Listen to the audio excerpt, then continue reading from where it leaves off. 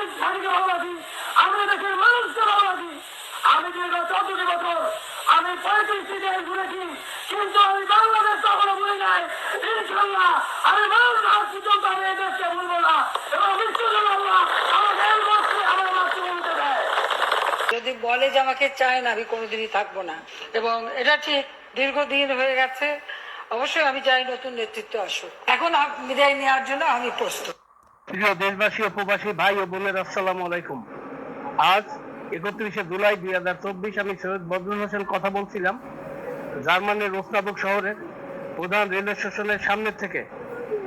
বাংলাদেশের এই সংকটময় মুহূর্তে আমি 1.25 কোটি প্রবাসীদের পক্ষে মাননীয় প্রধানমন্ত্রী শেখ হাসিনার নিকট আহ্বান জানাচ্ছি এবং প্রস্তাব রাখছি, অনতিবিলম্বে একটা নির্দলীয় জাতীয় সরকার গঠন করুন।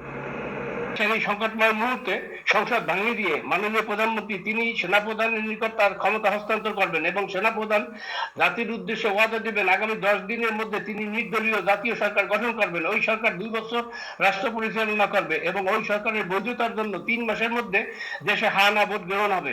জাতীয় সরকার গঠিত হলে আমাদের দেশের উপকার হবে এই গার্মেন্ট শিল্পে প্রতি বছর 50 বিলিয়ন মার্কিন ডলার আমরা পাই, যার অর্ধেকই এখন বিদেশে থেকে যায়। সেই ডলারগুলো বিদেশে থাকবে না। প্রবাসী রেমিটেন্স 30 বিলিয়ন মার্কিন ডলার দেশে আসে, যার অর্ধেকই বিদেশে পাচার হয়ে যায়। সেই ডলারগুলো আর যাবে না। অন্যদিকে ডক্টর আসিফ নজরুল তার ভাষ্য মতে 26 লক্ষ ভারতীয় দেশে কাজ করে, সেই লোকগুলো বিদায় দেওয়া হবে। একইভাবে 1.25 কোটি প্রবাসীদের মধ্যে প্রায় 2-3 হাজার বাংলাদেশি ব্যবসায়ী বাংলাদেশে পয়সা ইনভেস্ট করবে, ব্যবসা করবে, যা প্রায় 300-400 বিলিয়ন মার্কিন ডলার, এবং তাতে প্রায় 50 লক্ষ কর্মসংস্থানের ব্যবস্থা হবে। একইভাবে ইউরোপ, আমেরিকা, অস্ট্রেলিয়া, কানাডা প্রভৃতি দেশে জনশক্তি আমরা রপ্তানি করতে পারবো এবং তারপরে প্রতি বছর 10 লক্ষ লোকের কর্মসংস্থান হবে। এবং প্রবাসে যে 16-17 লক্ষ কোটি টাকা পাচার হয়েছে সেগুলো দেশে আনা সম্ভব হবে। আর অন্যদিকে আমি মনে করি আমাদের বাংলাদেশে প্রচুর গ্যাস আছে এবং বিভিন্ন রকমের খনিজ দ্রব্য আছে, সেগুলো আমরা উত্তোলন করলে আমরা আর গরিব থাকবো না এবং কাতারের মতো আমরা ধনী হতে পারবো।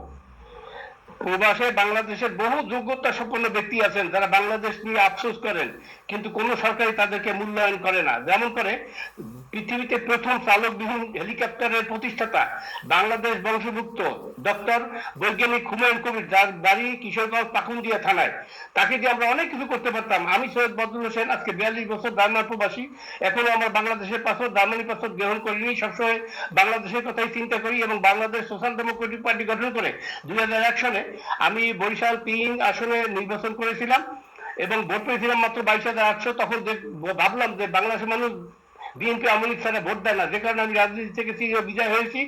এবং এই যে জার্মানিতে 42 বছর কেউ আমাকে এখন ছেড়ে না, কারণ 24 বছর যাবত আমি কোনো সংগঠনের সাথে জড়িত নাই। অথচ 1994 সালে জার্মান সোশ্যাল ডেমোক্রেটিক পার্টির প্রধান জনাব ইউরোপ শার্ভিং এবং চ্যান্সেলর ক্যান্ডিডেট তার আমন্ত্রণে আমি ওসনাবুর্গ শহরে জার্মানিতে তার সাথে সাক্ষাৎ করি। অন্যদিকে 1999 সালে জার্মানের প্রেসিডেন্ট জনাব জোহানেস রাও তার অনুমতি নিয়ে বাংলাদেশের বরিশাল জেলার মূল্যনীতি আমি প্রতিষ্ঠা করি জোহানেস রাও কলেজ, এবং তার অনুমতিতে এইরূপ ছিল আমার নামে বাংলাদেশে কলেজ প্রতিষ্ঠা করলে কোনো আপত্তি নাই।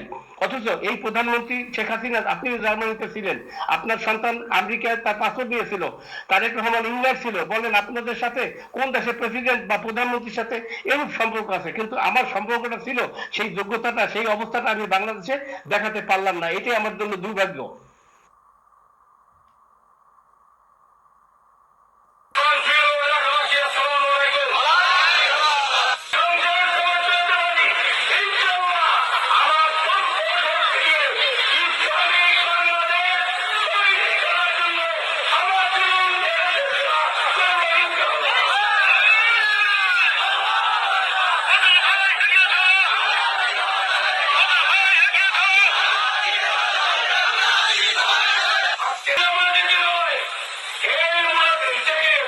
ইসলাম